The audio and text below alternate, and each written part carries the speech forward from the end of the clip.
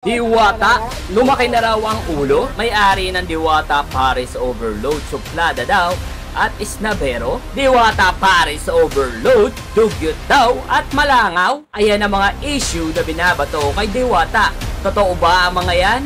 Let's find out. May isang video nga na nag-post na isang food vloggers na kung saan nga guys ay hindi siya pinaunlakan ng isang interview ni Diwata. Narito ang video. Ano bang interview mo? Yun lang po,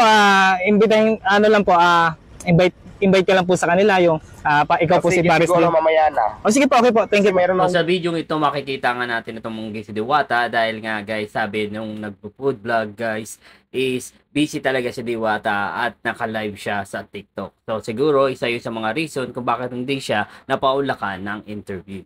So yun, nakilala na at nakausap na nga rin natin si Diwata guys based doon sa experience natin na nakausap natin siya. Okay naman siya at mabait naman siya. About naman sa issue na dugyot daw at malangaw ang Diwata Paris Overload, narito yung isang video na ating napanood. Medyo problema dito kung maselan ka, hindi to para sa'yo.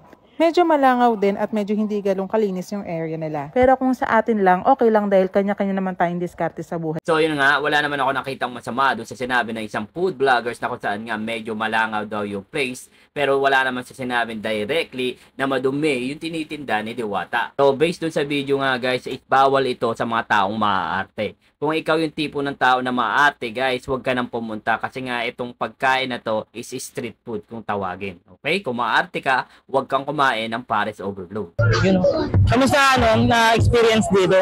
Ayun, mainit, masarap, madumi. Solid. Ikaw guys, ano ang comment mo sa issue na to? Kung ikay nakakain na sa Paris Overload ni Diwata, i-comment mo sa baba ang iyong honest review.